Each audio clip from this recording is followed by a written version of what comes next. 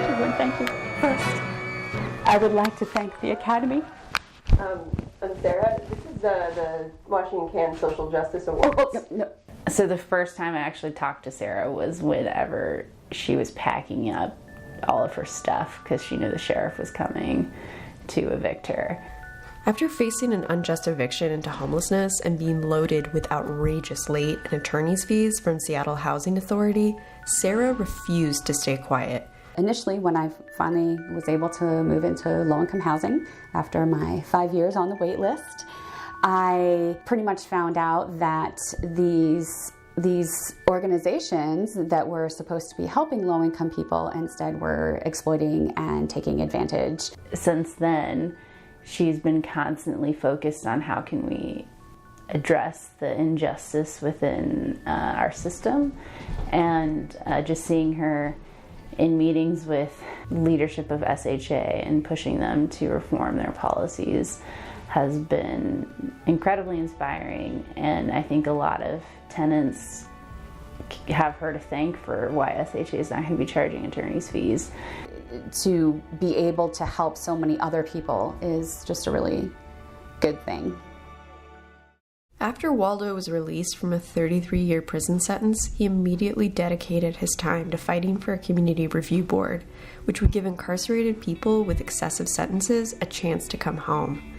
And I can understand that when he got out after 33 years, you would think that someone would move on with their life and try to catch up with the years they've lost. But instead, he did not hesitate. He reached back and looked back, and now he's leading our campaign to end mass incarceration. This is like a carry-on of what I used to do in prison. I used to help people. I used to use what knowledge I had to help people. I was known for my legal work. Unlike everybody else, I didn't charge people because I believed in we were already being oppressed.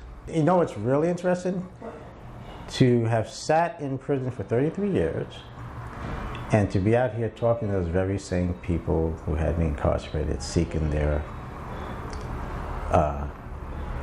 support for a bill to help let people out of prison who've done a long time like me. So I'm absolutely proud of him. I absolutely appreciate him. Of course, I'm biased because he's been my friend for over 30 years. But just like he always have done, he cared about people, he cared about the brothers and sisters he left behind.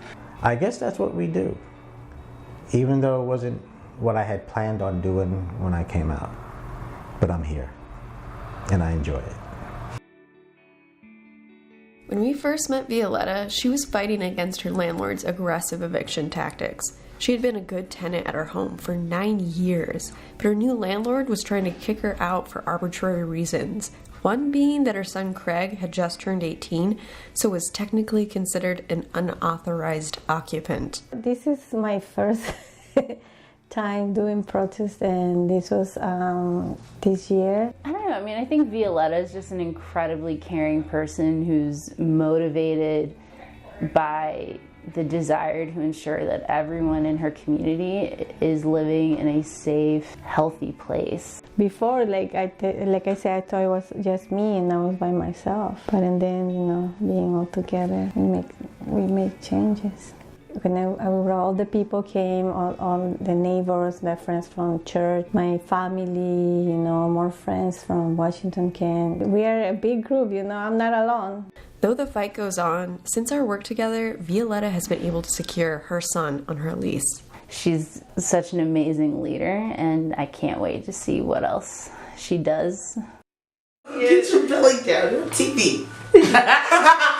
Ty Quincia and her baby son Quincy knew exactly what it was like to live under a slumlord when Federal Way organizer Ashley knocked on her door. That little family had moved into a home that was unfinished, with nails still on the floor. The day that Ashley did come by, because it was it changed our lives in a good way, and it changed it in a big way, because I really didn't think there was nobody out here that was on our side with looking out for us with these slumlords and how they were treating us. They've always been super passionate, and I say both of them because her son Quincy always comes to all the protests. When Ty Quincy has came to speak to legislators in Olympia, he was there. Speaking to city council members, he was there. She's someone who has never been politically active, at all. So for her to come out and like be super engaged and super involved was just amazing to see. It just felt good to actually be out there taking action. That's probably why I enjoyed that the most, because you're out there actually showing that you're trying to make a change in some things. I feel like us doing this is going to help him a lot in the long run. The Housing Justice Project in King County has been an outstanding partner to Washington Can as we've been reaching out to support tenant communities across the state. In my experience, most attorneys operate within the system that exists. They're not thinking, how should we change the system in order to better serve the most marginalized in our community? And not only how should we change the system to better serve the most marginalized in our community, how should we work with the most marginalized in our community to change the system? The attorneys at HJP do everything they can to build a very strong relationship with all of our members. We were working with a lot of tenants who were going through housing crises that we weren't able to help because we provided legal representation, but what we wanted to do was provide a avenue so that they could really try to affect change for the whole community. So I've had a number of clients who have gone through hell, and I think Washington Can's sort of been that light at the end of the tunnel for them and really made them feel like they have something valuable to contribute and really sort of turn what they have gone through, that trauma, into something that's positive, something not to be afraid of, and something that they can speak out and really try to help everybody else. If they need help, that I can tell you, know, there's this lawyer, there's Ed, that we can come to them and they are so helpful. So. Marta and her neighbors were facing racist threats from their landlord when Auburn organizer Ariana met her. Our community lives in fear. It lives hopeless. And when I first saw Marta and when I heard her story and all the things that she was going through, I was thinking that we needed to do something. Pues, por una parte me sentí muy triste porque no solo yo estaba pasando por muchas cosas, sino que había más gentes, más personas y pues hemos echado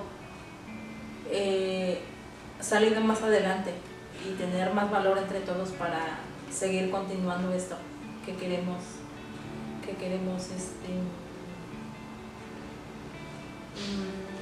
hacerlo diferente. Even when she was feeling all this fear and when she was feeling discriminated and all that, she wanted to do something. She started to talk with her neighbors, she started to organize their neighbors. Pero no solo los que tienen dinero pueden salir adelante, sino que también nosotros.